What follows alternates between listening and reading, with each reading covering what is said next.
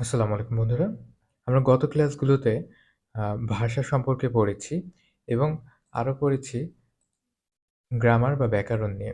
তো গ্রামার বা ব্যাকরণের যেখানে আ এই ধ্বনি বা বর্ণমালা সম্পর্কে আলোচনা করা হয় তাকে আমরা দেখেছি ফোনোলজি বলা হয়। ধ্বনি বা বর্ণ নিয়ে আলোচনা করা হয় যেখানে সেটাকে বলা হয় ফোনোলজি। তো আমরা আজকের ক্লাসে ধ্বনি আ বা বর্ণমালা সম্পর্কে আমরা জানব। তো আমরা জানি আ ভাষাকে সাধারণত আ ২ ভাগে ভাগ করা যায়।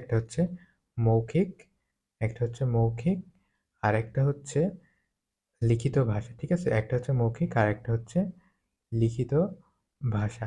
তো এই ২ ভাবে যদি আমরা ভাগ করি ভাষাকে তাহলে মৌখিক ভাষা তো শুধুমাত্র ধ্বনির সাহায্যেই প্রকাশ পায়। কিন্তু আমরা যদি ভাষাকে লিখে প্রকাশ করতে চাই আমরা যদি ভাষাকে লিখে প্রকাশ করতে চাই তাহলে আমাদের কিছু সাংকেতিক চিহ্নের দরকার আছে।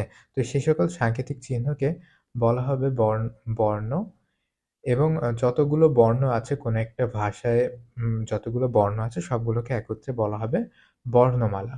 তো দেখো খেয়াল করে এখানে আ যে সকল সাংকেতিক চিহ্ন ব্যবহার করা হয় তাকে লেটার বা বর্ণ বলে। বিভিন্ন ভাষার ভিন্ন বর্ণমালা রয়েছে।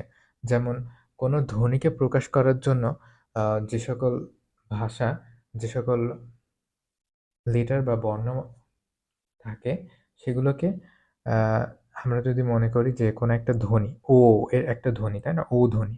তো এটাকে বাংলায় যদি প্রকাশ করি তাহলে এরকম হয়। বাংলায় ও এরকম, তাই না? আর ইংরেজিতে ও এরকম। আর অন্যান্য ভাষায় এগুলোকে অন্যান্যভাবে প্রকাশ করা যেতে পারে। তো বিভিন্ন ভাষার বর্ণমালা ভিন্ন রকমের। তো একই ধ্বনিকে প্রকাশ করতে হলে আ ভিন্ন ভাষায় ভিন্ন বর্ণ রয়েছে। এবার বর্ণমালা কি? কোনো ভাষাকে সম্পূর্ণভাবে লিখে প্রকাশ করার জন্য সর্বোচ্চ যতগুলো বর্ণের প্রয়োজন হয়। অর্থাৎ একটা ভাষায় যতগুলো বর্ণ আছে সবগুলোকে একত্রে অ্যালফাবেট বলা হয়। অ্যালফাবেট মানে বর্ণমালা। বর্ণমালা। এখানে মালা মানে কি? এটা বহুবচন বোঝাইতে ব্যবহার করা হয়েছে। বর্ণমালা। অর্থাৎ যতগুলো বর্ণ আছে সবগুলোকে একত্রে বোঝানো হচ্ছে। বর্ণমালা। ঠিক আছে? এটাকে ইংরেজিতে বলা হয় কি? অ্যালফাবেট বলা হয় ইংরেজিতে। তো ইংরেজিতে যে অ্যালফাবেট বলা হয় এই শব্দটা কিন্তু আসলে ইংরেজি না, এটা ল্যাটিন থেকে এসেছে। ল্যাটিন যে শব্দটা থেকে আসছে সেটা হচ্ছে অ্যালফাবেটাম।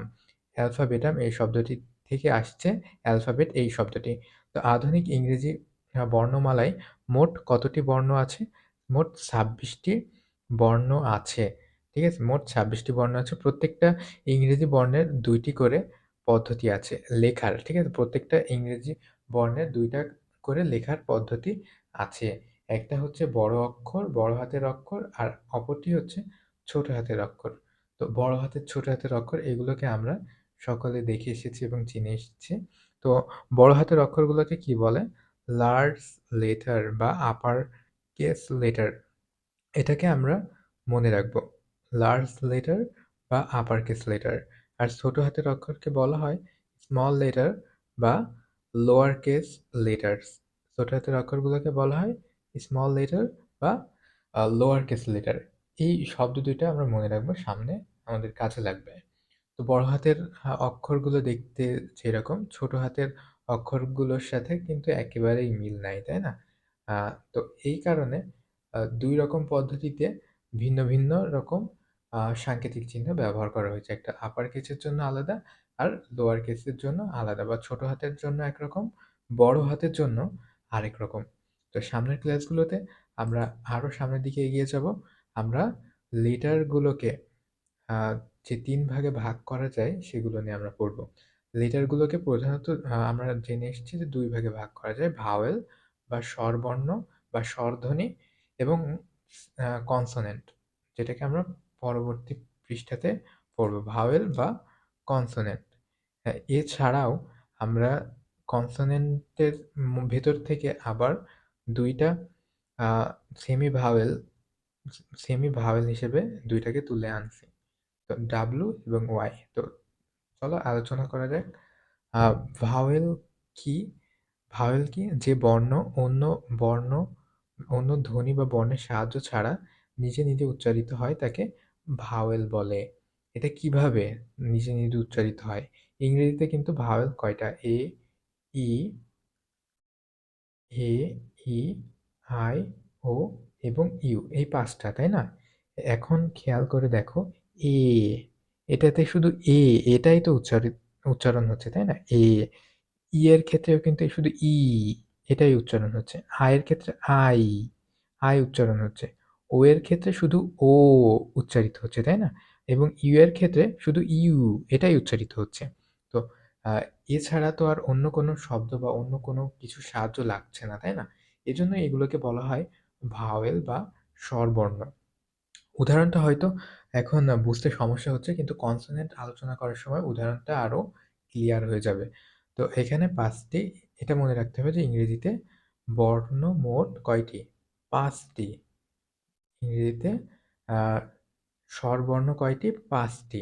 এই বর্ণগুলোকে বিশ্লেষণ করলে আর অন্য কোনো ধ্বনি, বর্ণ বা ধ্বনি পাওয়া যায় না। এ কে বিশ্লেষণ করলে শুধু এই পাওয়া যায়, ই কে বিশ্লেষণ করলে ই পাওয়া যায়, আই কে বিশ্লেষণ করলে শুধু আই, এটাই পাওয়া যায়। ও কে বিশ্লেষণ করলে শুধু ও, এবং ইউ কে বিশ্লেষণ করলে শুধু ইউ পাওয়া যায়। তো এখানে ২ টা ফ্যাক্ট আছে। একটা হচ্ছে কি অ্যাবস্টেমিয়াস, আরেকটা হচ্ছে ফেস ফেসিয়াস। ঠিক আছে? ফেসিয়াস। এটা এমন ২ টি শব্দ যেখানে ভাওয়েলগুলো কিন্তু পরপর সাজানো আছে। যেমন এ, এখানে ই, আই, ও, ইউ পরপর কিন্তু ভাওয়েলগুলো সাজানো আছে এবং সবগুলো ভাওয়েলই কিন্তু এখানে উপস্থিত। এখানেও একই রকম এ, ই, আই, ও, ইউ পরপর কিন্তু ভাওয়েলগুলো আছে এবং এখানে সবগুলো ভাওয়েলই কিন্তু বিদ্যমান। এবার এখানে খেয়াল করে দেখো, সেমি ভাওয়েল, সেমি ভাওয়েল। এটা ভাওয়েল আবার কনসোনেন্টও, ঠিক আছে? ভাওয়েল কিভাবে? উচ্চারণের দিক থেকে এরা ভাওয়েল এক ধরনের।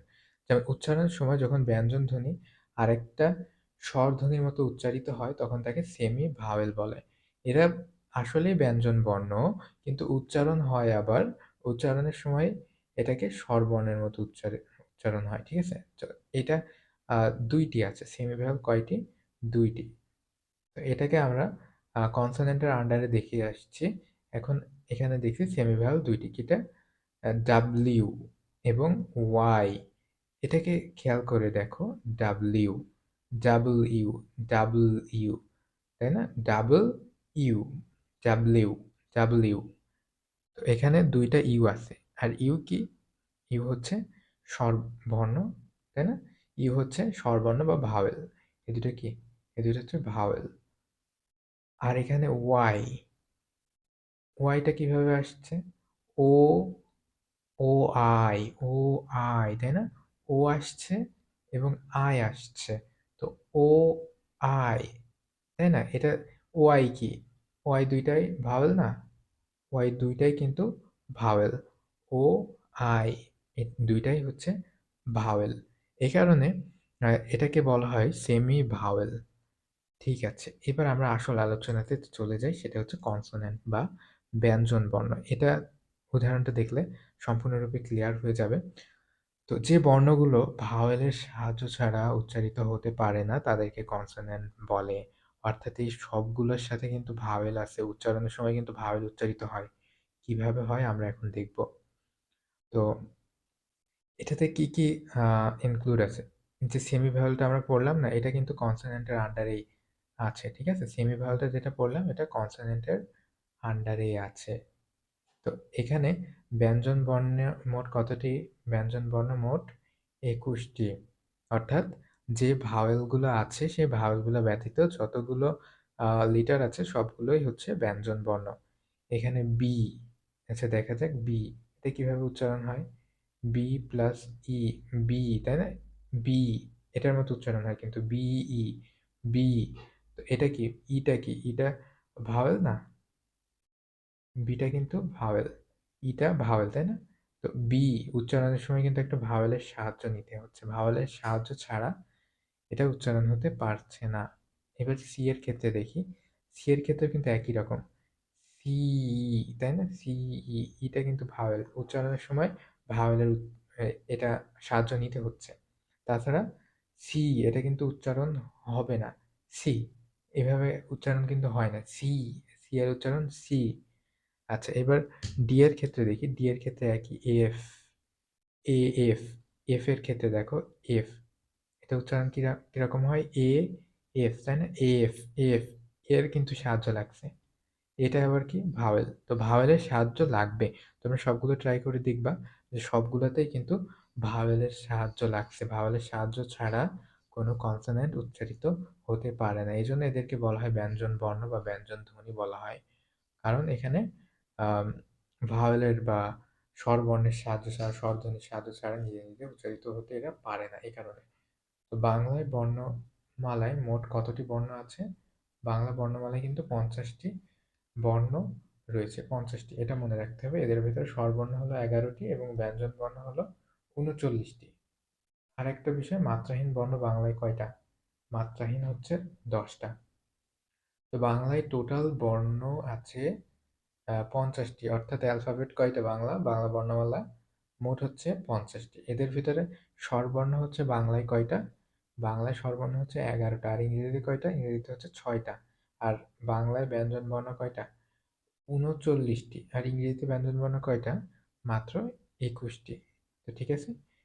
আমাদের আলোচনা এই পর্যন্তই। আশা করি সবকিছু বোঝাইতে পারছি এবং যদি কোনো বিষয়ে সমস্যা থাকে তাহলে পুনরায় আ দেখে নেওয়ার জন্য রিকোয়েস্ট রইল। ধন্যবাদ।